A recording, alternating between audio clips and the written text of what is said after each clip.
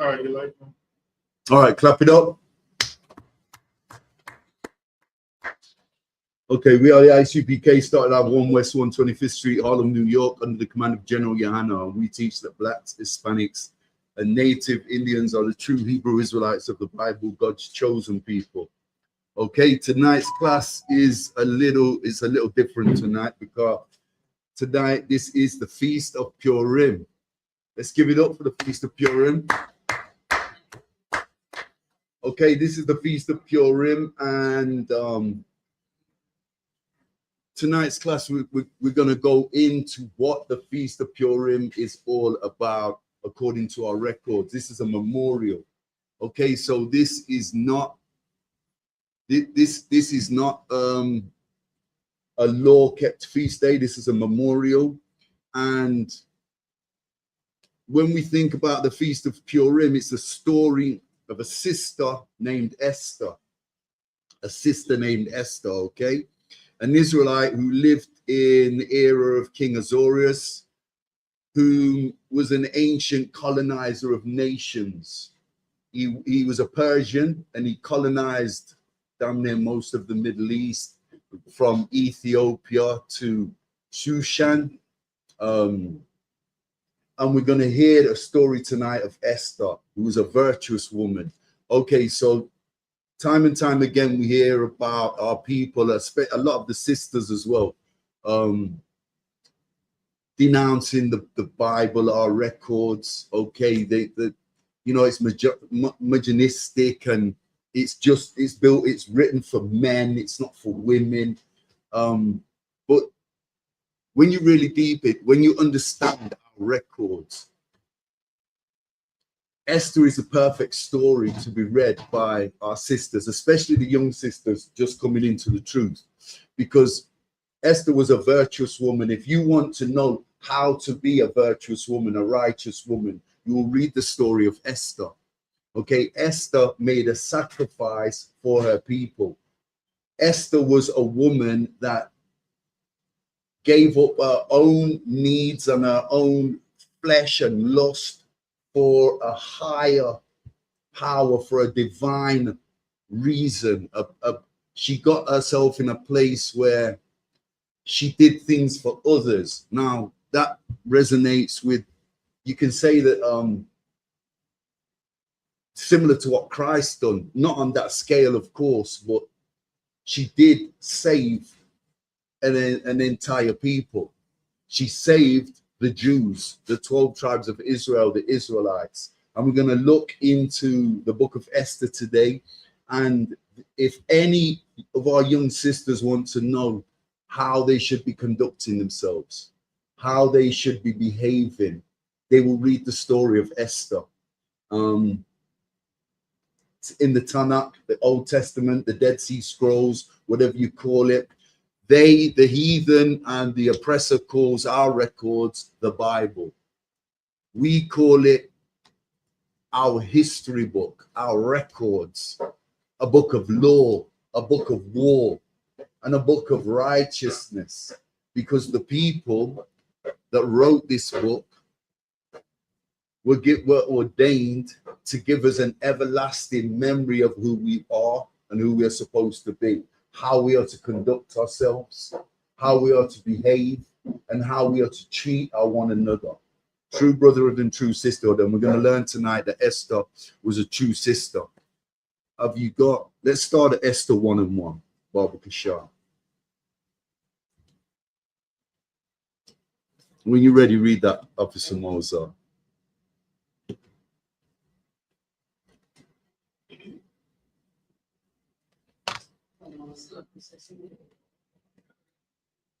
Salaki, can someone get the door? Other one, there's somebody at the door. Moser, come back. Esther 1:1, read that, Officer Moser. Baba Kashar.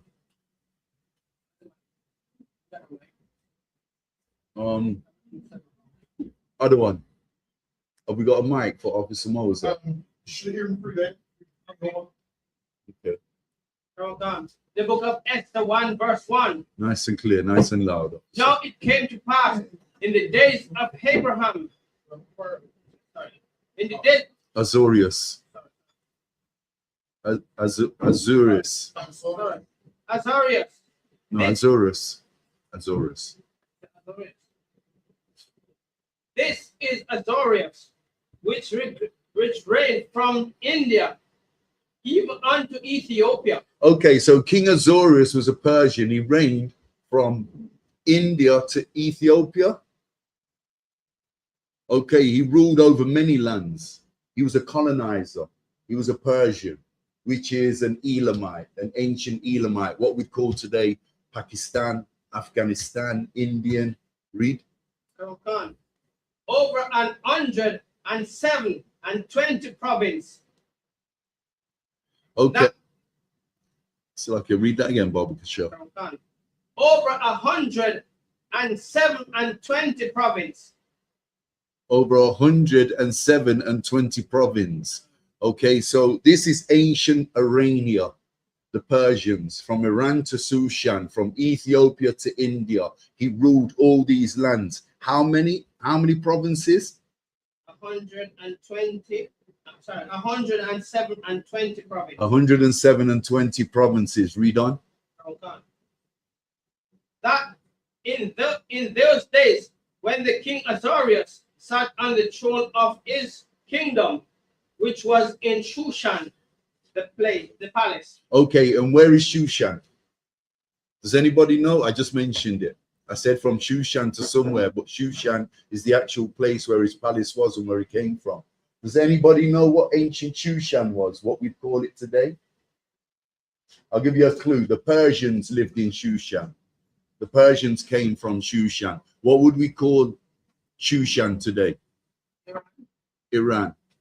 Correct. Read on. In the 3rd year of his reign, he made a feast unto all his princes and his servants. Okay, so he threw a party in his 3rd year of rulership. He threw a party, a feast. Read. The power of Persia and Mede, the noble and prince of the province, being before him. And he threw this party, he threw this feast.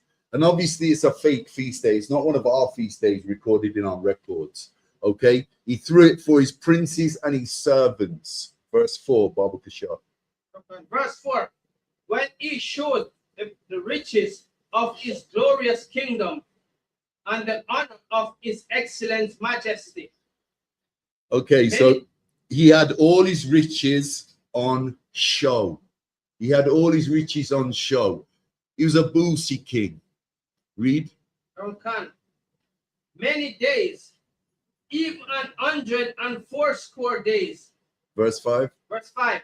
And when those days were expired, the king made a feast unto all the people that were present. Okay, in Shushan. So this is the next feast in Iran, in Persia, in Shushan. Okay, so then he made the next feast for the people that resided in his province. Read on. The place in the palace, both unto great and small, even days in the court of the garden of the king's palace. Verse 6.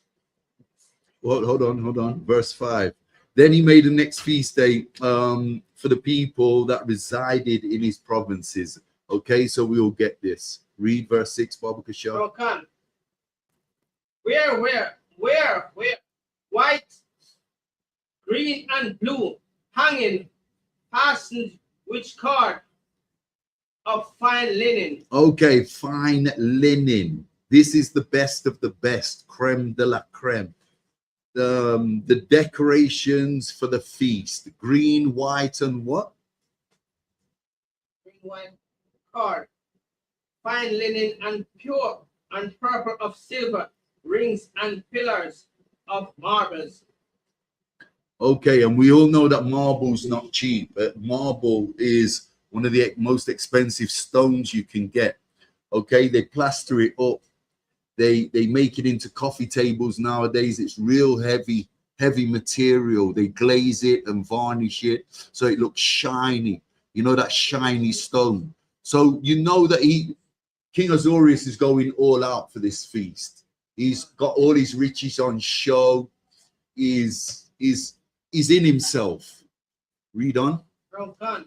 The beds were of gold and silver upon a pavement of red and blue and white and black marble. Khan, verse 7. Verse 7. From Khan. And they gave them drink in vessels of gold. In vessels of what? Gold. In vessels of what? Gold. Okay, the king's a baller. This king's a baller. He's a heavy roller. He's a heavy hitter. He's doing what, Moses? Verse 7. And they gave them drink in vessels of gold. So his guests, his servants, his princes, they were served with, what are they, goblins? Vessels of gold, what they're drinking out of. Solid gold. And this ain't the 9-carat gold and the 18-carat gold you see today, these Edomites producing. This is 24-carat solid gold, Indian gold, so-called Indian gold. The Persians were using these at their parties, at their feasts. Yeah. Read on, Baba Kasha. Vessels of gold. According to those vessels of gold, the vessels being diverse one from another, and royal wines in abundance according to the state of the king. Okay, so the king was a baller. King Azorius was a baller. Gold vessels to drink out of. Read. Verse 8. And the drinking was according to the law. None did compel. For so the king had appointed all the officers of his house that they should do according to every man's pleasure. And let's not forget, yeah, this is their law. This isn't the law out of our records. This isn't a lawful law for the 12 tribes of Israel.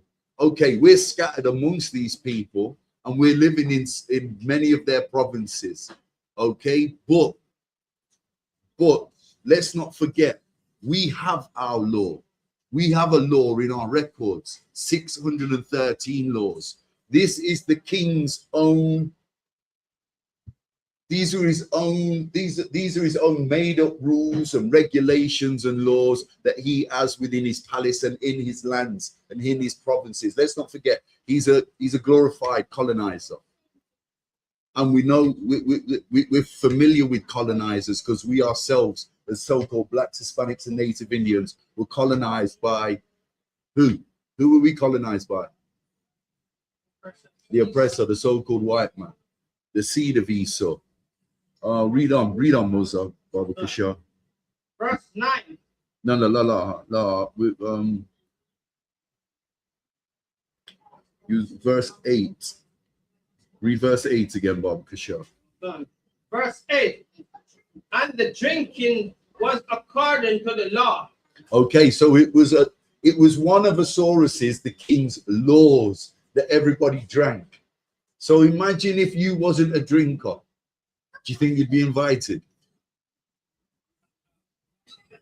This was a law.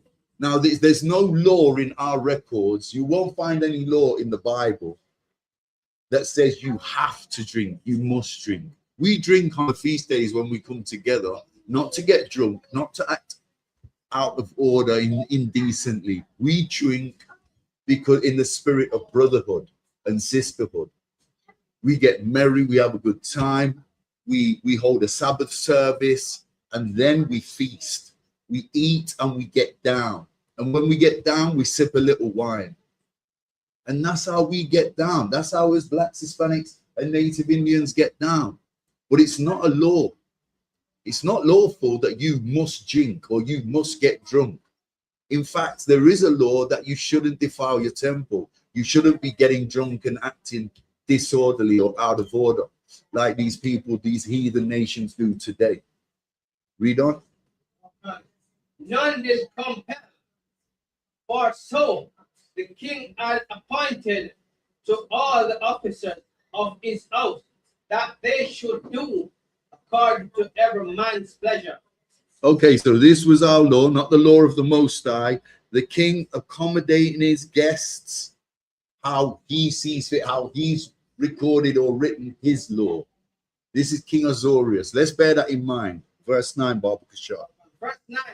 Also Vashti, Also who? Vashti, Read on. the queen made a feast for the women in the royal house, which belonged to King Azorius. Okay, so this is the king's rib. This is his wife, Queen Vashti. And already we're going to learn about this character, this heathen. Okay, she's not an Israelite. She's not one of us. She's not a sister. But already she's making a party separate to the kings, just for the women. You wouldn't find that in the Isupk. You wouldn't find the sisters having a private party. And we have barbecues. Sisters have barbecues all the time. Have personal events at the house. I'm sure all the brothers are always invited, and it's not just a sister event, unless it's for something specifically for the sisters. Okay, this was an event that Vashti has brought about just for the women. Okay, so we're already starting to build a little character of this woman toward the other one. Read on. Verse 10. No. Verse 9. You still up here, verse 10. Hold on. Yeah, read verse 9 again, Baba Kashar. 9. Also Vashti, the queen, made a feast for the woman in the royal house, which belongs to King Ahasuerus. Okay, in his house, and she made a separate celebration, a separate feast just for the women. Verse 10, Baba Kashar. Verse 10. On the 7th day, when the heart of the king was merry with wine, he commanded Mahuman, Bastia, Harbona, Bigatha, and Abagatha. Okay, don't worry about the names. Hold it right there. So these are the chamberlains and female servants. What's a chamberlain? A chamberlain is a worker. It could be a gateman or a doorman or a bouncer or security of the palace. It could be a maiden, one of the young virgins, a servant within the palace. These are chamberlains. They're workers of the king. They're not owned by Vashti. They work for the king, Azorius. Read. Zatar and Karkas, the 7 chamberlains that served in the presence of Ahasuerus the king. How many? 7.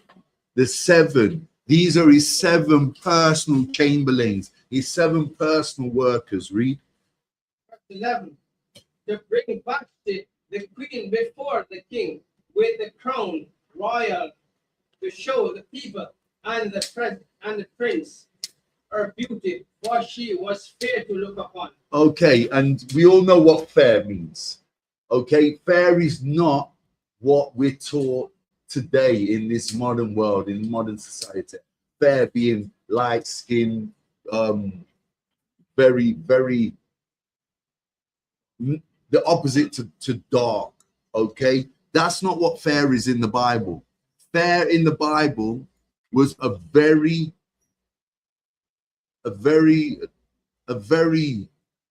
beautiful woman. That's what fair means in the Bible. Beauty beyond. Read that again, Baba Kashar. Verse 11. To bring Vashti, the queens, before the king with the crown royal. Why before the king? The king wanted to floss his rib. He knew he had a beautiful wife. He knew he had a beautiful queen. She was fair. She was beautiful. He wanted to floss her and show her off to all the guests in the palace. Read. To show the people and the princes her beauty, for she was fair to look upon. She was nice to look at. She was fair to look upon. She was nice to look at. Read. Verse 12. But the queen Vashti refused to come. Okay, she did what? Refused to come. Okay, so this is the king. He summoned his wife And he wants to show off her beauty to his guests, her radiance, her aura, her swag. What does this queen do? This so-called queen? And you know she's not a sister. How do we know she's not a sister? How do we know that Vashti is not one of our sisters? Well, do we have queens in Israel, sis? No such thing as a queen in our records. They've named her a queen, and he's a Persian. You can bet your bottom dollar she's a Persian, or she's one of the heathen nations. She's not an Israelite. She's not a sister. There's no mention of queens. We don't have queens. The best you can bet for a sister in Israel is a princess. There is no such thing as a queen in Israel. We do not have queens. Read on. At the queen's commandment by his chamberlains, therefore was the king very wroth, and his anger burned in him. Verse 13. No, read 12 again, Bob Bishop. Verse 12. But the queen Vashti refused to come at the queen's commandment, at the king's commandment, by his chamberlains. Therefore was the king very wroth, and his anger burned in him. Okay, so she refused to come to the king, and the king was what? He was pissed. The king was pissed. He was fuming, livid. Verse 13. Verse 13. Then the king said to the wise men, which knew the time, for so was the king's manner. And who were the wise men? Who were the wise men that this story refers to? These are the king's advisors. These were the wise men. You wouldn't want an advisor who was an apprentice. You wouldn't want an advisor who was young and green and didn't know the ropes. His advisors were wise men, and that's what these were. These were wise men. Read. For so was the king's manner towards all that knew the law and judgment. Okay, so the king said to his advisors, who were wise men, he's summoned them. And why is he summoning them? He wants to ask them about what he should do about this woman, this rebellious woman, okay, who's building a character about Vashti. And this is, we said in the beginning, okay, if we want our sisters to know and understand and grasp how they should be behaving and conducting themselves, to look at the life and the lifestyle of Esther and read the book of Esther. But the mention alone of Vashti, this heathen woman, this is a perfect example of how our sisters should not behave and conduct themselves. Like a Beyonce or a Rihanna, or who else, Mozart? Nicki Minaj. You know them sisters that are me women, all about me, myself, and I. What can the world do for me? What can the world give me? They don't come out unless they're swagged and blinged up and flossing. They put no trust in the Most High God. They have no idea of who they are. Who's raised in the church, like the majority of us, and they believe in the nonsense that they've been taught. And now they've turned into wicked ass demons. They leave childhood, embrace adulthood, and they turned into wicked ass demons. You can hear it in some of their tracks, in some of their behavior in the media. I listened to an interview with Nicki Minaj on TV a few weeks ago, and I was left gasping. I was thinking, my God, thank God I don't know a sister like this. She's evil as hell, and she's so self-absorbed and all about herself. Do you know what I mean, Mozart? She hasn't got a humble bone in her body, not a single humble bone in her body. Where we at, Moses?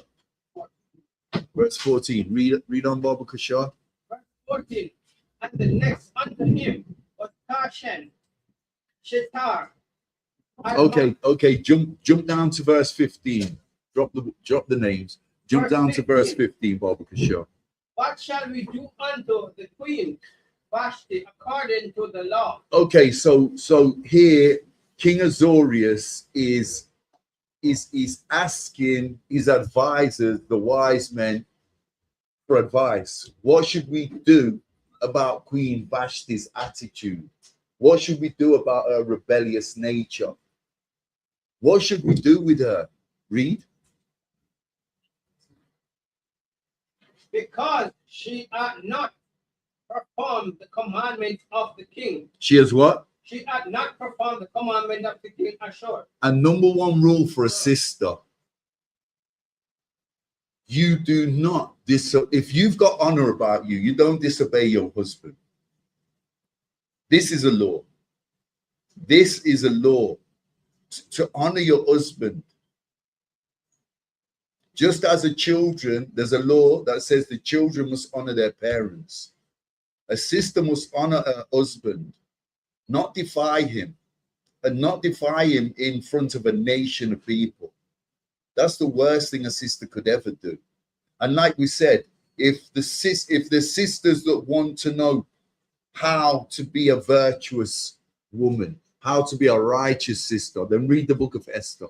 Because not only will you learn how to be a virtuous woman through the actions of Esther and the story and the lifestyle of Esther, you will learn how not to be through this Queen Vashti, this heathen. Let's read on, Moses. What verse we at? Verse 15. By the chamberlains, verse 16. Hold on. Verse 15, yeah? Okay, so he's asking his advisors, how should he deal with Vashti? How should he deal with this rebellious woman? Verse 16, Baba Kishore. Verse 16. And Memucan answered before the king. And who? And Memucan answered before the king and the prince. So who is Memucan? One of his advisors. Read on. Vashti, the queen, had not done wrong to the king only, but also to all the princes and to all the people that are in the province. And there you have it. That's what we're touching on. She's not only being disrespectful to her husband, but she's doing it in front of an entire nation and many nations. How many? 107 and 20. Okay, so that's a lot. That's a lot of provinces. That's a hell of a lot of nations and a hell of a lot of women that are being influenced by this rebellious woman who will not answer to her king. Her king's called her, her husband's called her, summoned her, and she said, no, I don't feel like coming. I've got to get my nails done today. I've got to get a pedicure, a manicure. I've got to get my hair done. I ain't got time to go and see my husband. This is exactly how a sister should not behave. This is exactly how a sister should be aware of. So the sisters are learning in the book of Esther how to be a virtuous woman. And this heathen Vashti is anything but. You can see that demonic spirit on her already. Read on. Verse 17. For this deed of the queen shall come abroad unto all women, so that they shall despise their husband in their eyes. When it shall be reported, the king Ahasuerus commanded Vashti, the queen, to be brought before him, but she come not. There you go, she come not. So this rebellious attitude, it will influence other women. It's a knock-on effect. It's what we call a domino effect. Okay, so one domino hits the next domino, it's the next domino. Before you know, all the dominoes are laid out flat. And that's the effect Vashti's having on these women in the provinces. And let's not forget, some of these women in these lands are sisters. Okay, we've been colonized by a king.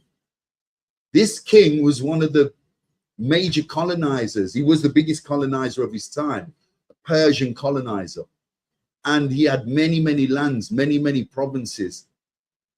And this sister of this Salakia, she's not a sister. This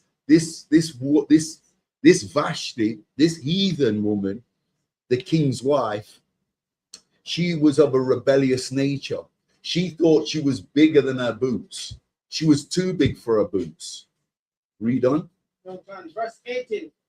Likewise, all the ladies of Persia and Media say this day unto all the king's princes, which have heard of the deed of the queen. Okay, and let's be honest. None of us like her. None of us brothers like a rebellious woman.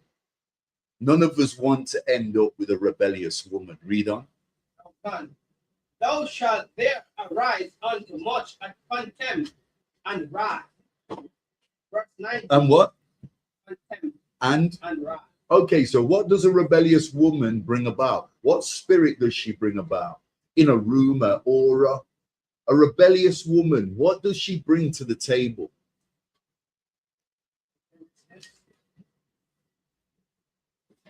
She disrupts the harmony of the home. Right. She disrupts the harmony of the family home. The next minute, the children see the wife being rebellious, not doing her deeds, not behaving like how she's supposed to behave, in and out of the family home. The next minute, the children have got all the lip. The next minute, the kids are rebellious. They're turning against the father. They're turning against our records. They're turning against the Most High God. Where do our kids end up?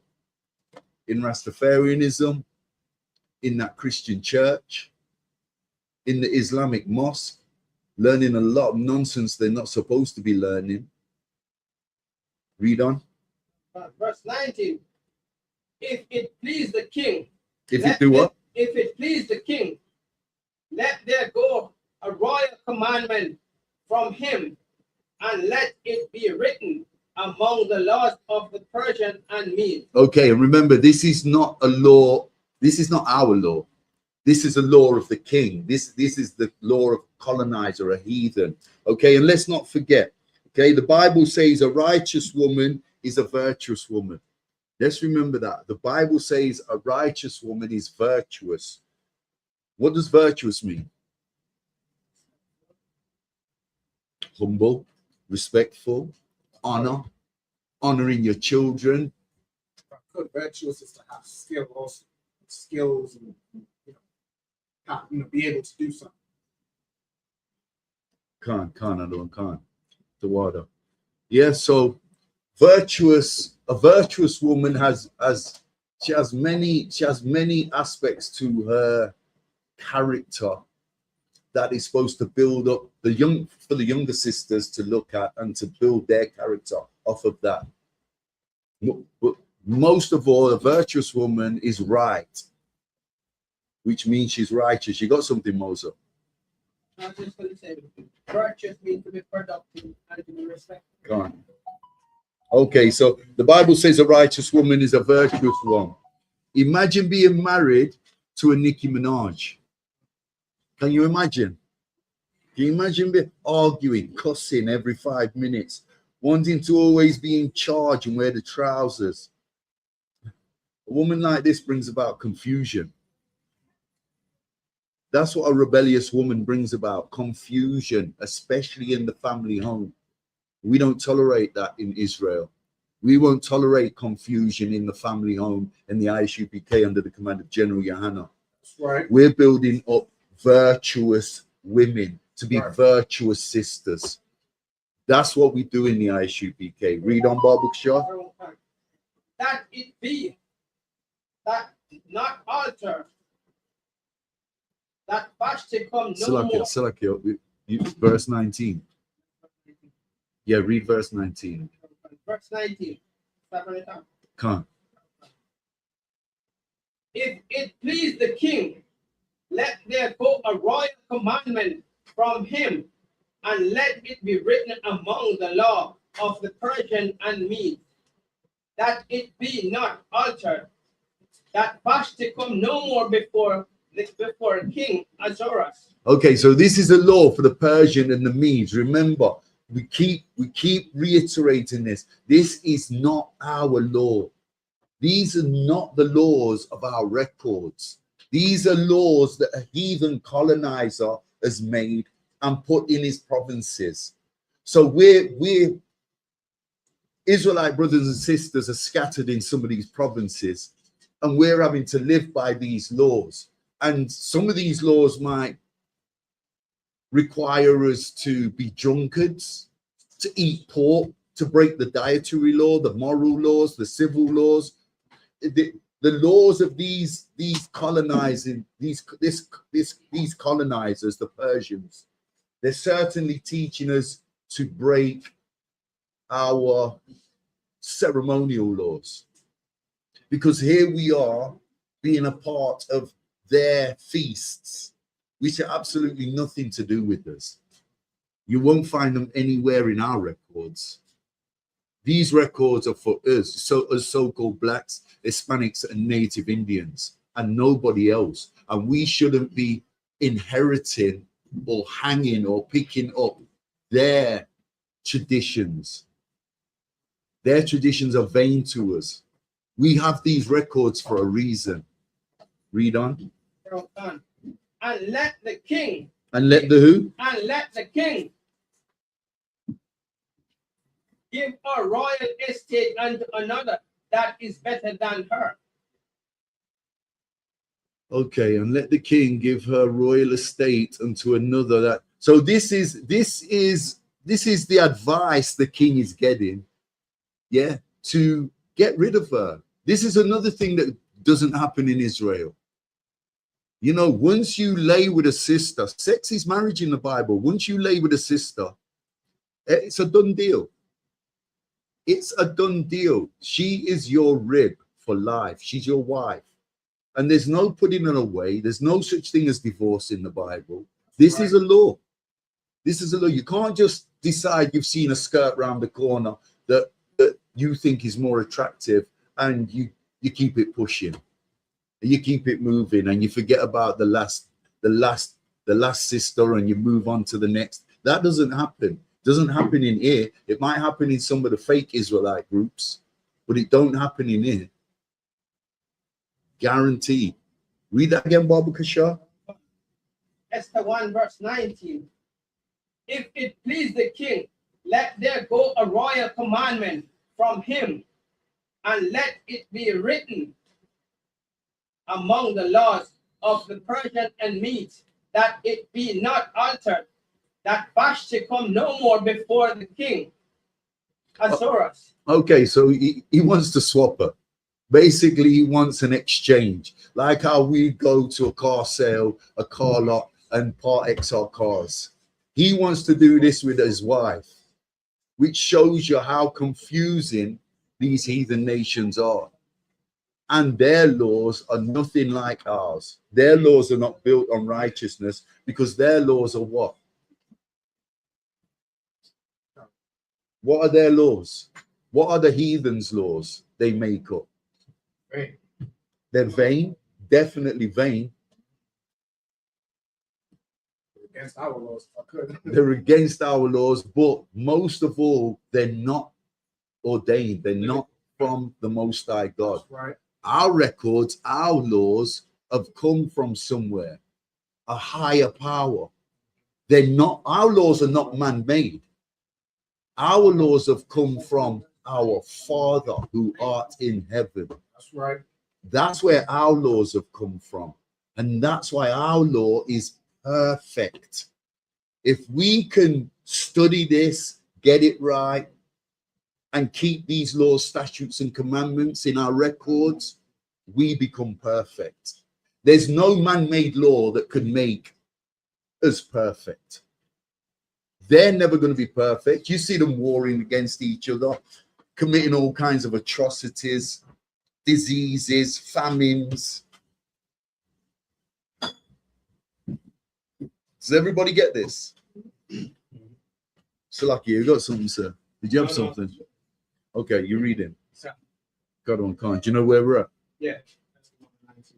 19. Khan. Read on, Bob. Read on, Pusher. And if it please the king, let there go a royal commandment from him, and let it be written among the laws of the Persians and the Medes, that it be not altered, that Vashti come no more before the king Ahasuerus. Okay, and what does that mean? That let Vashti come no more? Means he's going to put her away. Right. He's going to get rid of her. You know, like that old clapped out Nissan, that old clapped out Datsun Sunny. Right. That the wheels came off. The wheels came off. It's not even worth spending any money to fix this whip. Right. This whip's dead. It's been shot, stabbed, and poisoned to death. Head gasket or every gasket missing. Yeah, right. Read on, Baba Kasha. Yeah. And let the king give her and let the king give her royal estate unto another that is better than she. Give her royal estate to another. So, and here's another thing that differs about us and the heathens. He's giving his queen, which we would never find in Israel. There's no queens in the Bible. Right. He's given his his wife a portion of the estate, which you find with the Windsor royal family today. You find with the English royal family, they give, even the women get a portion. Our sisters do not get a portion. They'll have everything. If the husband has 10 acres, that belongs to the family. Yes, he'll control it and he'll have the last say, but them 10 acres are the family's 10 acres. This is how we are in Israel. We don't separate the family by separating the portion of our heritage, our inheritance. We don't do that. Israel wasn't given to one tribe or two tribes. It was given to 12 tribes. And yes, the land was divided, and Ephraim lived here, and Benjamin lived here, and Manasseh had a piece of land, and Zebulun had a piece of land. But that wasn't to say that Judah couldn't go into Zebulun, and Zebulun couldn't go into Asher. We know from our records that Asherites married Levites. We know from our records that Naphtaliites married Issacharites. Within Israel, it wasn't just a thing where Judites married Judites, Benjamites married Benjamites, Reubenites married Reubenites. You didn't lose your inheritance or your bloodline if you married a sister or a brother from another tribe. You got something, other one? Yeah. So basically, the inheritance passed down through the male, through the man's name. So obviously, you being a Judite, you can marry any of the other tribes. That wouldn't deplete your land. That land wouldn't be like if a Levite came and married. It goes through the male, basically, right? So if it's a female, then she can't marry outside of her tribe. Right? There are two sisters that was. I was gonna touch on that after. Yeah. Also. Duada. Since you're gonna touch. No, Duada, you've done it now. You've done it. Yeah. So what the officer said, what Officer Tazapawan said was that the lineage is only passed on, the inheritance is only passed on through the loins of the man, which is correct. So the man, if a Judite married a Reubenite, all the kids would still have the inheritance of Judah. Okay, but if a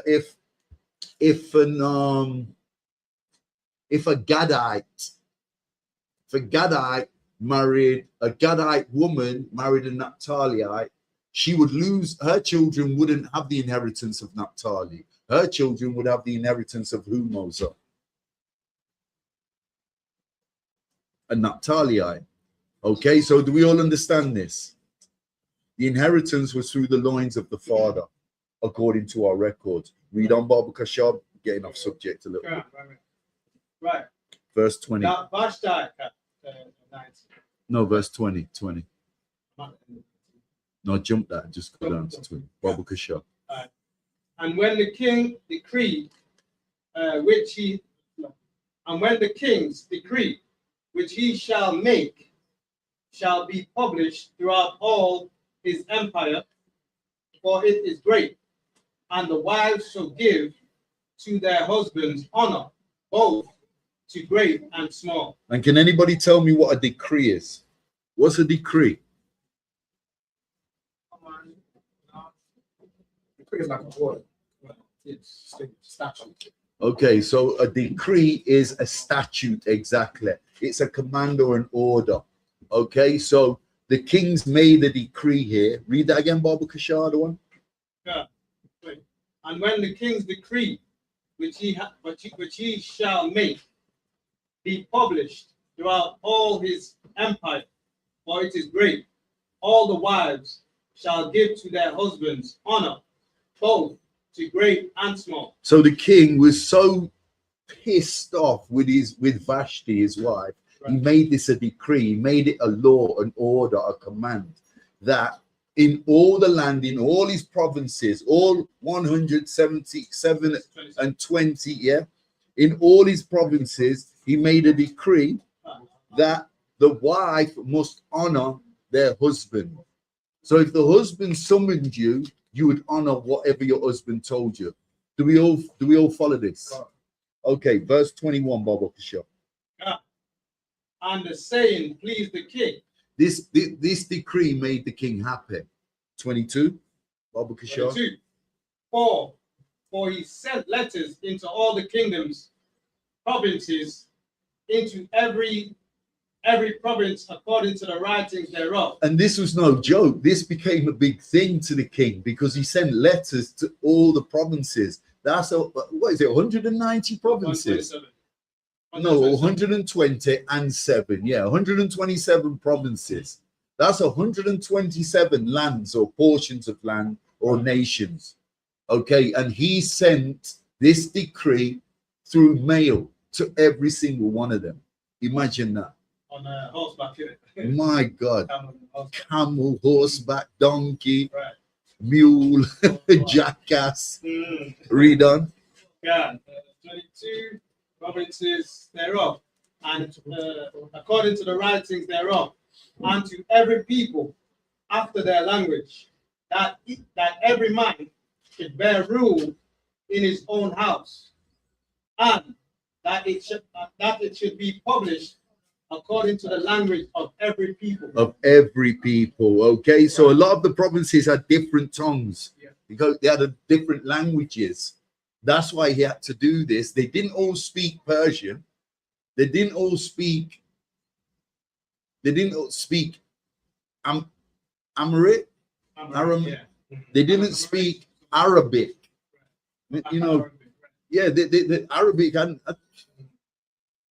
they didn't speak Swahili, Twi, Dembele, right. Kush. They didn't speak none of these languages. I mean, they didn't speak one of these languages.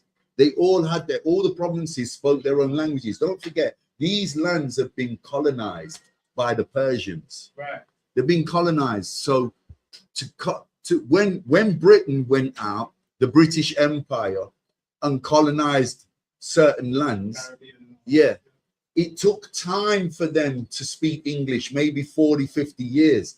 A lot of these lands that the British and the Romans before the British and the Greeks, the ancient Greeks, the ancient Romans, they all invaded and colonized lands that already had their own languages. I mean, do you think the Nigerians that speak Igbo today and spoke their ancient African languages could speak English before the Brits went and colonized? Do you think the Togolese, or is it Togo? Who did the Portuguese colonize? It's one of them West African countries. Cameroon, do you think that they spoke French before the French landed there? No, they couldn't speak none of these languages. And that's exactly what verse 22 is touching on. Okay, all these provinces had different languages, different tongues. Okay, so the king had given writs. What's a writ?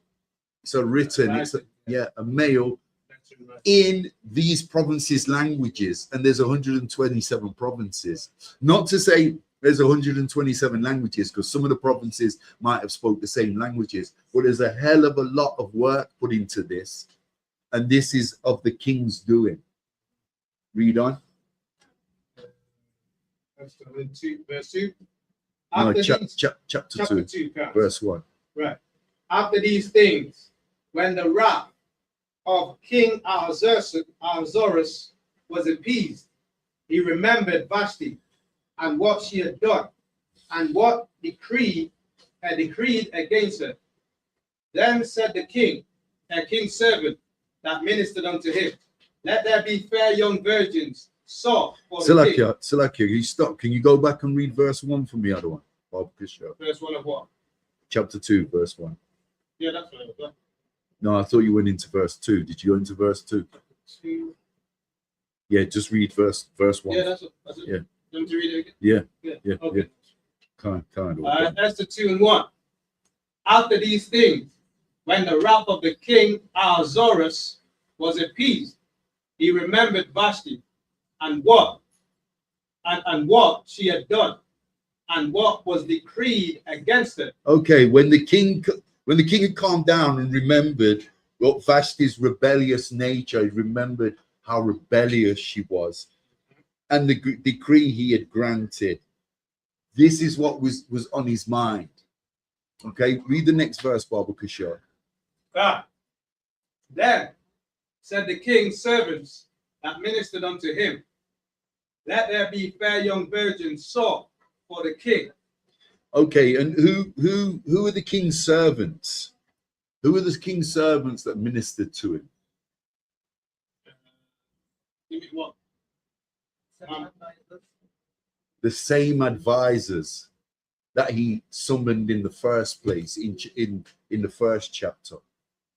Okay, these are his advisors. The works of the king began to look for a new young rib for him, a maiden. Okay, read on. Yeah. And let the king appoint officers in all the provinces of the kingdom, of his kingdom, that they may gather together all the fair young virgins unto Shushan the palace. Okay, so the officers of the palace, they go out and they start searching in Shushan. Remember where we said Shushan? Where is Shushan? Does anybody know what ancient Shushan is? Yeah, Persia. And what's Persia? Iran. What would we call it today? Iran. Iran. Come on. Read on. Palace. And fair young virgins unto Shushan the palace, to the house of the women, unto the custody of Hegi. Okay, so Hegi, the keeper of the palace. Yeah, Hegi's the keeper of the palace. Read on. The king's chamberlain, keeper of the women, and let the things for purification be given them. Okay, and what are the Hegi is the keeper of the women. So these the officers are summoned. They go out and gather young, beautiful virgins, bring them back to the palace. Hegi is ordered to look after them and take care of them. She gives them all parcels, packages. She gives them what? What does she give them? What does Hegi give them?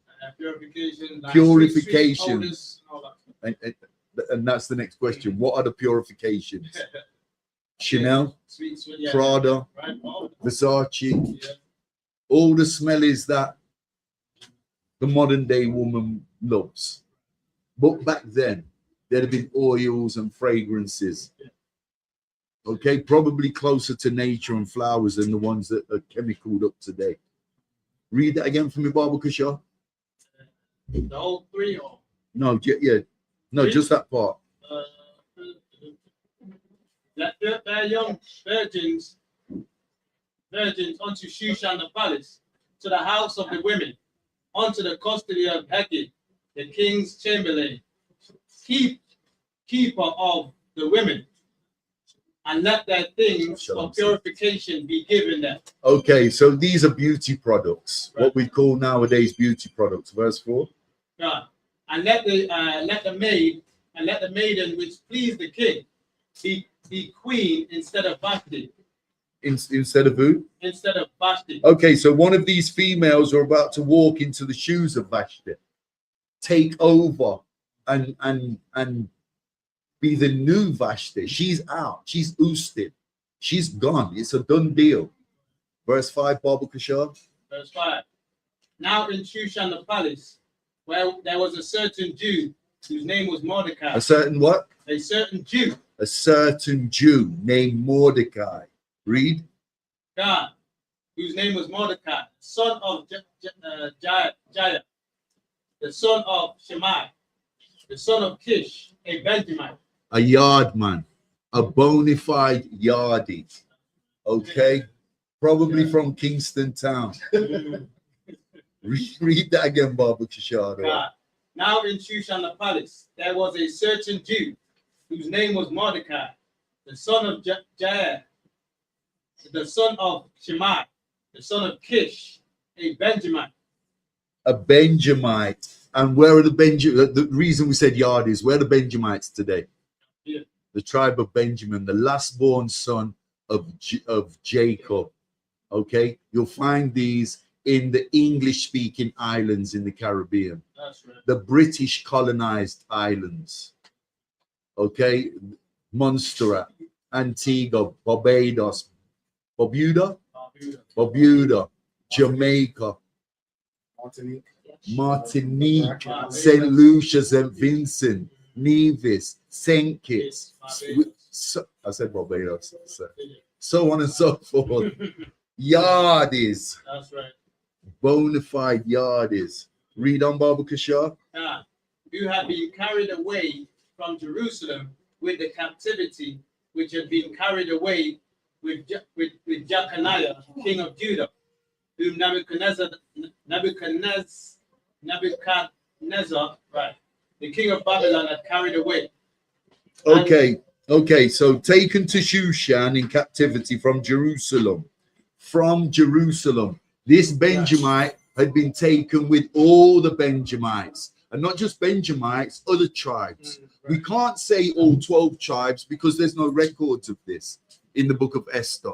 But it could have been 9 tribes, it could have been 6 tribes, it could have been all 12. Do we all follow this? Depends who was in Jerusalem in this era, in this time. But we know the Benjamites were there. We know the southern states. We know the Levites were there. Okay, read on, Baba Kushar. And he brought up Hadassah, that is Esther, his uncle's daughter, for she had neither father nor mother, and the maid was fair and beautiful. Esther was fair and beautiful. Again, fair does not mean like skinned. Right. Fair just means she was stunning to look at. That's right. Just like the sisters in Israel. Our women are stunning. Okay, so if Vashti was nice to look at, you can imagine how sweet and crisp Esther was. Esther is described as fair.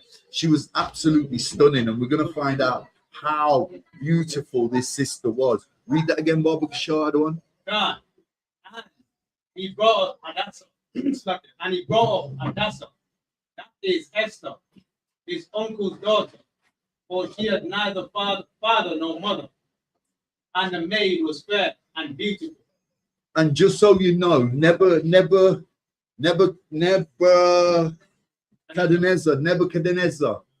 was he was He was the king of where? He was the king of Babylon. He was the king of Babylon. Okay, and that's verse 7. Mordecai brought up Esther, who is his cousin. Okay, because it was his uncle's daughter, which means it was his cousin. But as we're going to find out, he was considerably older than Esther. Esther was a young virgin, never married. Okay, and Mordecai is raising her because why? Why is Mordecai raising her? Because both her parents have died. Both her parents have passed, deceased. Read on, Baba Kishore. Yeah. Who Mordecai, when her father and mother were dead, took for his own daughter. So there you go. Mordecai raised Esther. Esther was raised by Mordecai. He was her cousin, but she had grown up knowing him as a father. Right. Read on, Baba Kishore. Yeah. So it came to pass when the king's commandment and his decree was heard, and when many maidens were gathered together unto Shushan the palace, to the custody of Haggai, that Esther was brought also unto the king's house. Okay, so Esther was brought to the palace with all the other potentials. Right. What's a potential? You're going to choose between them and a potential rib. Okay, so how many of them was there? Doesn't say, but there was a few. They was all brought to the king's palace for him to choose. No, your hood. So they was all brought to the palace with Esther to choose. And out of all the maidens, who do you think the king preferred? Not to say that some of the other sisters weren't Israel, but who do you think the king preferred? Read on. Read on. Okay. That is, to the custody of a guy that Esther was brought also to the king's house, to the custody of a guy, the keeper of the women, and the maiden pleased him. And what? And the maiden pleased him. And the maiden pleased him. So he wasn't disappointed when he laid eyes on her. Right. Do you understand this? He wasn't disappointed. Read on. Yeah. And she obtained kindness of him, and he speedily gave her things for purification. Can you imagine going on a blind date and on the journey to the blind date, imagining what the hell is this chick gonna look like? Right. How the hell is this chick gonna behave? I wonder if she's gonna be easy on the eye. I wonder if she's gonna dress like a whore. Right. I wonder if she's in flats or heels. I wonder how much makeup she wears. Right. I wonder if she's been to the salon and done her hair, her nails, her toes, her eyelashes. I wonder if she's got a shizzle together. All these things you'd be thinking if he was going on a blind date. Well, the king didn't know what to expect, and he's seeing the best of the best in front of him. Right. And the best of the best was Esther in terms of looks. As we're going to find out, spiritually, she's a different level to these heathens. Okay, and this we're going to see and we're going to read in the book of Esther is how our sisters should be behaving and conducting themselves. Read on. Yeah. With such things as belong to her. It's lucky. What verse we are? Come on. With such things as belong to her, and 7 maidens, which were meet to be given her out of the king's house, and he preferred her and her maids unto the best place of the house of the women. Okay, so the king preferred Esther. He's laid eyes on her for the first time, and to be honest, he's not really interested in the rest of the women. And some of them might have been sisters, and some of them might have been heathens. His pinnacle, his focal was on Esther. That's who his focus was on. He preferred her. He preferred her. He gave her all the beauty products that she would need to stay looking TT. She had all the oils, all the equipment, all the shiznizzle to keep herself looking 10 out of 10. That's how he wanted her. The minute he laid eyes on Esther, read on, Baba Kishar. Verse 10. Esther had not showed her people nor her kindred, for Mordecai had charged her that she should not show it. Okay, so a father or a cousin, Mordecai, who was her stepfather, had ordered her something. He had ordered her. What had he ordered her to do when it talks about kindred? What's Mordecai told Esther to do? He's told her to keep her goddamn mouth shut. Why? Because us so-called blacks, Hispanics, and Native Indians are hated. We're despised in this world. It's not just nowadays. It's not nowadays we've suffered police brutality, stop checks when they're not authorized or needed. It's not just now that the Chinaman wants to invade our countries and take over. It's not just now we've been envied. It's not just now we've brought about jealousy amongst the other nations. This is repeated itself throughout time. These are the heathen nations, and the oppressor is the top of that list, the top of that chart, the so-called white man. They've always hated us. They've always despised us and envied us and been jealous of us. They've always wanted what we've got. They've always wanted what they cannot have. Right. And what's that? The Spirit of the Most High God. Let's give it up for the Most High God, for allowing us to be here together, congregate, to be here together.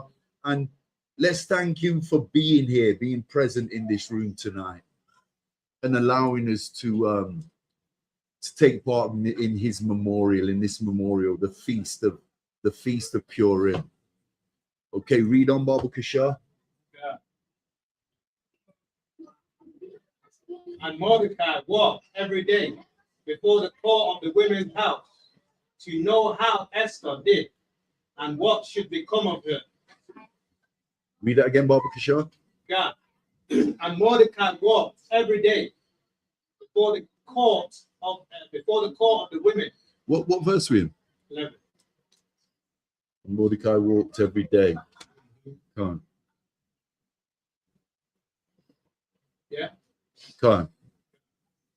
So Mordecai walked every day before the court of the women's house to know how Esther did and what should become of her. Okay, Mordecai walked every day.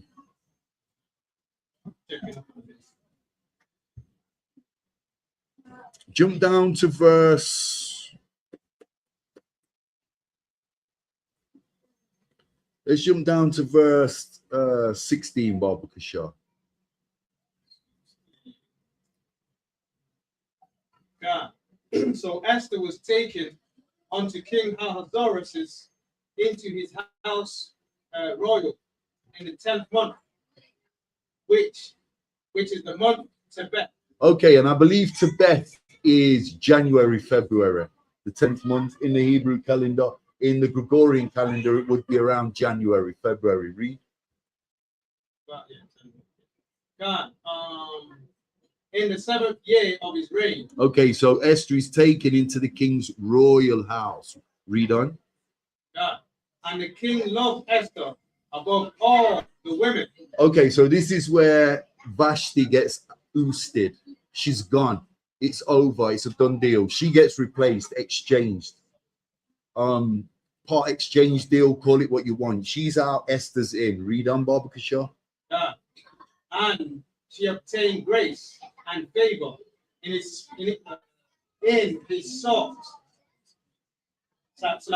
sight, more than all the virgins, so that he set the royal crown upon her head and made her queen. And remember, Esther is an Israelite, so she's not really a queen. She's only a queen in the eyes of the heathen. Right. She'd never be a queen to us. Read on, Baba Kishar.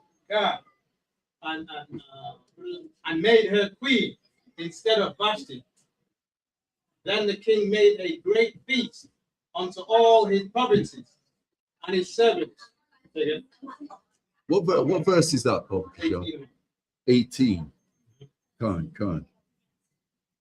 And the king made a great feast unto all his provinces of his servants, even Esther's feast. And he made a release to the provinces and gave gifts according to the state of the king. Okay, so Azora starts throwing parties left and right. He starts throwing them all over the place. Feasts here, feasts there, feasts up in the air for fun. Read on. And when the virgins were gathered together. And when the what? The virgins were gathered together. Okay, so when the virgins were gathered together. Read.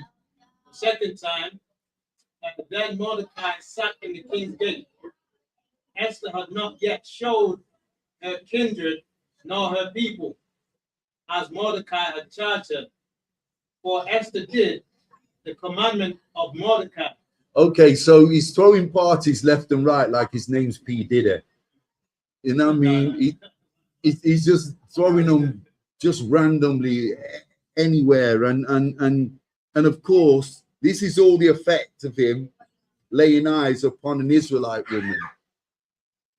It's not a heathen. He's laid his eyes upon an Israelite woman and he's turned fool. He's just turned into a foolish madman. Start throwing parties left and right. Read on. For Esther did the commandment of Mordecai, like as when she was brought up with him. Read that again, Baba Kishore. For Esther did the commandment of Mordecai, like as when she was brought up. What verse is this? 20. 20. Read that again, Baba Kishore. For Esther did the commandment of Mordecai, like as when she was brought up with him. Okay, why? Because Esther is disciplined. That's right. She's a virtuous woman. She's got discipline. She does as her father ordains her to do, orders her to do. Read on. She hasn't got a rebellious bone in her body. She's nothing like this heathen Vashti. And that's why this woman, this heathen, got replaced by a sister in the first place. Read. In those days, while Mordecai sat in the king's gate, two of the king's chamberlains, Bigthan and Teresh, of those which kept the door, were wroth and sought to lay hands on the king Ahasuerus. There you go. Mordecai sat in the king's gate and he heard the whispers amongst these two glorified bouncers. These security that was supposed to be guarding the king, guarding the palace, and they're planning and plotting and scheming to murder him, to unalive the king. Read. And the king was known, and the thing was known to Mordecai, who told it unto Esther, the queen. Okay, so Mordecai heard their treason and their scheming, and he went and whispered it to Esther, who was now the king's rib. Read. And Esther certified the king, thereof in Mordecai's name. Okay, so Esther gets told, who tells the king, verifies she got the word from Mordecai. So the king knows this info came from Mordecai. Read. And when the inquisition was made of the matter, it was found out. Therefore, they were both hanged on tree. Okay, so these palace bouncers, who were really double agents, that's what they were. They were like spies. They was trying to kill the king. What would that be called nowadays? Treason. High treason. Punishable by. They was hung on a tree. Punishable by death. They was caught. There was an inquiry held. They was found guilty. And they was taken out into the hills and they was hung from the treetops. They got their just rewards. Read on. And it was written in the book of the Chronicles before the king. Okay, what Chronicles book is this talking about? Is this talking about our I records? think that's King Ahasuerus. No, it's Azorius' Chronicles. So a king of any of the heathen nations will have a chronicles, records of his time in office. What is this? Of his time in office. These are their chronicles. These are the heathen chronicles. They're nothing to do with us. They're not in our records. Do we all follow this? Read on. Chapter 3 and 1. After these things, did King Ahasuerus promoted Haman. Okay, so after this, the king went out and raised up Haman. Haman's an Edomite. He's a so-called white boy. Read on. The son of Amadatha. The son of, Amadatha, read. the Haggagah, and advanced him and set his seat above all the princes that were with him. So Haman overnight became in charge. He just have you ever been at work as an Israelite, as so-called blacks, Hispanics, and native Indians, and worked your butt off, worked your backside off for years, 2, 3, 4 years, and then just under the radar, some white boy flies in and takes the job you've been after. Half of your damn near adult life, he just walks straight in, first day on the job, he's your supervisor. You left scratching your head thinking, how the hell does this work? How the hell has this happened? I've given this Edomite 7 years of slavery for minimum wage with the promise of getting this supervisor's job, this managerial job. And this white boy just comes, walks in through the net, under the radar, and steals my position. That's rightfully my post. I know a lot of brothers have felt this. A lot of brothers and sisters have felt this. Read on. It's like they're not going to ever give you the job anyway. They'll put out like an interview for, to get one of them to take that position. Don't give it to us. Can't. There's 2. And all the king's servants that were in the king's gate bowed and reverenced Haman. So everyone bowed to Haman. Everyone was in awe of this so-called white man. Read. For the king had so commanded. Don't this sound familiar to today? How so many of our people are in awe of these people, these Edomites. What do you mean, sir? Well, look at the church, for example. Look at the 14th Amendment and our black pastors bringing us out of the slave trade, 1865. Look how we still want to love this guy, these people, and worship them. And all they've ever done is showed hatred towards us. They've never showed us any love. They've never given us a second chance. They've never thought of redeeming us or helping us in any way. Or giving us any position. Any leeway whatsoever. But we constantly want to forgive them. We constantly want to love them. We constantly want what they have. We constantly want to be part of the Chanel, Prada, Versace culture and everything else that they brought about. That is not good for our nation. It only brings about negativity and confusion. Read on. For the king had commanded concerning him. The king did what? Commanded concerning him. But Mordecai bowed not. Mordecai refused to answer. He wanted nothing to do with this oppressor. Right. Read. God. Mordecai bowed not, nor did him reverence. Then the king's servant, which were in the king's gate, said unto Mordecai, why transgressest thou the king's commandment? Oh, no, let's jump down to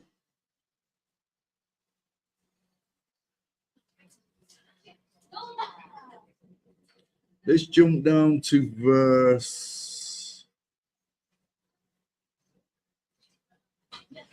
to verse. Read on. Read on. Hold on. What verse we are? Other one? 3 now. Verse. Yeah, read verse 3. Yeah, read verse 3. Just on 3. Yeah, read verse Read 4. again. Yeah. 4? No, verse 4. 3. God, and the king Hold servant. on. Can't. Read verse 3, Bob, for sure. And the king's servant, which were in the king's gate, said unto Mordecai, why transgresseth thou the king's commandment?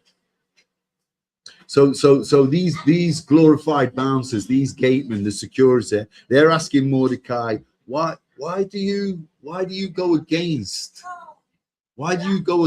Haman? What is it? Read on. God. Now it came to pass, when they spake daily unto him, and he hearkened not unto them, that they told Haman to see whether Mordecai's matter would stand. For he had told them that he was a Jew. Okay, because these gatemen, they get nothing from Mordecai. They don't get the answers that they're asking. He's not listening to them. He's not paying them any attention. Read that again. Read it, the whole thing again. No, just that part. Just that bit. To see whether Mordecai's matter would stand. For he had not told them, folks like it. For he had told them that he was a Jew. So that's where he messed up. Mordecai told these two clowns that he was an Israelite. He gave them that vital information. Now what happened? Read on. Yeah. And It's important. This part is important because Mordecai, right? The king made a commandment for everybody to bow down to this Haman, right? It's the king's commandments, decree, and all his promises. Everyone has to bow down to this prince, right? Mordecai did not. Why did he not bow down to the prince? Mordecai is keeping the law that the children of Israel, you cannot set any king above us who is not Israel. So Mordecai is not going to bow down to Haman because Haman is not no prince, no king, ain't nothing to Mordecai. Right? That's why he told him that he was a Jew. You know, so that's in our laws. We shouldn't look up to Keir Starmer or whatever, Donald Trump, whatever politician or monarch. We should look up to King Charles as he is a king. He is nothing to the children of Israel. And that's a heavy point, Adwan, because we have to reiterate this, that these laws from Azores are not recorded, they're not part of our records. Right. We have a separate law. Our law is holy. Our law is separate. Okay, these are laws of a colonizer, a heathen colonizer at that. And so you know exactly where Mordecai is coming from. If you're in the spirit of the Most High God, read on. yeah. And when Haman saw that Mordecai bowed not, nor did him reverence, then was Haman full of wrath. And he saw storm to lay hands on Mordecai alone, for they had showed him the people of Mordecai. Okay, so Haman's pissed. You can see clearly that he's pissed. He's not in play mode. He's gunning for Mordecai now from this moment on. He's a man that already hates the Jews. And this is nothing new. We've seen this throughout time. The white man hates his blacks, so-called blacks, Hispanics, and native Indians. We've always been hated. This is nothing new. But Haman took a particular dislike to Mordecai. Why? Because Mordecai wouldn't bow. He wouldn't fold before him. Read on. Yeah. Wherefore Haman sought to destroy the Jews where dwelt the whole kingdom of Ahasuerus, even the people of Mordecai. Read that again, Baba Kishore. Yeah. Wherefore Haman, What verse is this? 6 and 3 and 6. Go on. And he thought scorn to lay hands on Mordecai. You got it, other one. Wherefore Haman sought to destroy. Oh, you wanted to read from that bit? No, that's okay. Read on. Wherefore Haman sought to destroy all the Jews. To destroy who? All the Jews. No, just the Benjamites. All the Jews. To destroy every last one of them. This is genocide. This is the real genocide. This ain't the fake Holocaust of 1942 in West and East Germany. This is the real genocide. And this has been happening to blacks, Hispanics, and Native Indians throughout time. This has been periodical. Read on. God. For Jews. Wherefore Haman sought to destroy all the Jews that were throughout the whole kingdom of Ahasuerus, even the people of Mordecai. In the first month, that is the month Nisan, in the 12th year of the king Ahasuerus, they cast Pur. That is the lot. And let's not forget, Mordecai had gave a command to his daughter Esther. He had told her, do not give these heathen your inheritance. Don't tell them your bloodline. Maybe he should have took his own advice. Do we all follow this? Maybe he should have listened to his own theories and his own order to his daughter, to his stepdaughter. Then he wouldn't have been in this pickle. They would have found out eventually, but they didn't. They wouldn't have known on the time. These gatemen wouldn't have been able to go and snitch on him. Do we all follow this? No.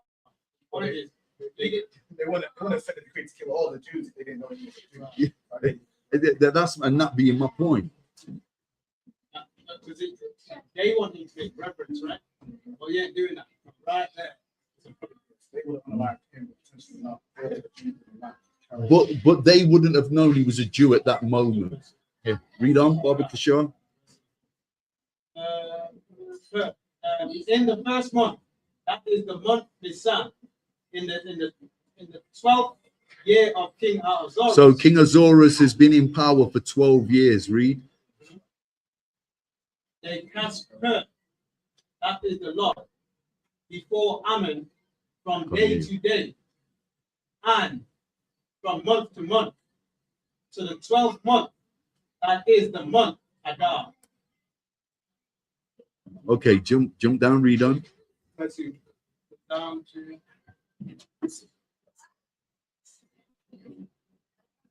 Come.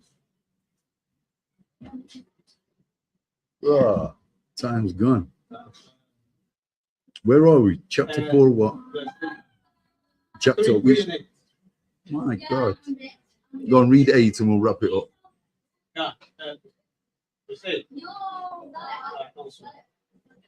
And Haman said unto King Ahasuerus, there is a certain people scattered abroad and dispersed among the people in all the provinces of thy kingdom, and their laws are diverse from all the people, neither keep they the king's laws. Therefore, it is not for the king's profit to suffer them. Okay, and so we're going to wrap it up now, but you can see from verse 8, this scheming little dog, Haman, is trying to plant that seed in the king's head. Right. Yeah, that we are rebellious people and we need to be dealt with. Okay, but with that, we're going to wrap it up, clap it up. We're going to finish off with 9 chapters tomorrow night. Okay, so the second part of the Feast of Purim, and we'll finish up with the story of Esther tomorrow night. Okay, Captain said the officer Dungabar said he wanted the Lord's Prayer, but I don't know. I'm Madiam. Let's give the teacher one courtesy salute. Men of Israel, I'm Madiam. I'm Madiam Shabbat. I'm Madiam. Barak. Yahweh Shem Yahweh Shabrakatah. Yahweh Shem Yahweh Shabrakatah. Yad Yamatah. Sa. Sisters. I'm Madiam. I'm Madiam Shabbat. I'm Madiam. Barak. Yahweh Shema Yahweh Ladam Yahweh Ba'al Yad Yamitah. Let's quickly read the Lord's Prayer. Should have done the Lord's Prayer first. Alright, Abinawa. Salakia, Sar, turn and face the Face east. the east. Wrong way, guys. Alright, the Lord's Prayer in the Hebrew.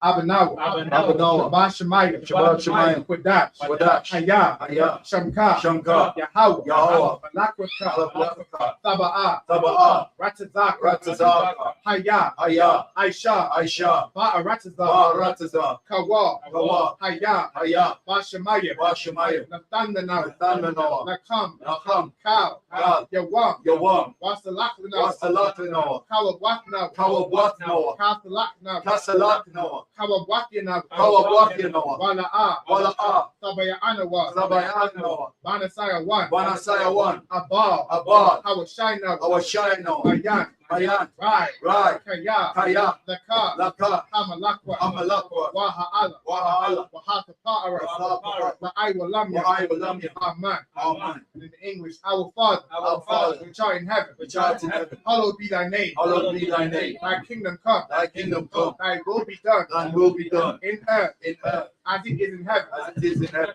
Give us this day. Give us this day our daily bread. our daily bread, And forgive us our debts. and forgive us our debts, As we forgive our debtors. as we forgive our And debtors. lead us not And lead us not into temptation. into temptation, But deliver us but deliver us from evil. from evil. For thine is the kingdom. For thine is the kingdom, And the power. and the power, And the glory. and the glory, Forever. forever. So be it. So be it. Let's sign Christ.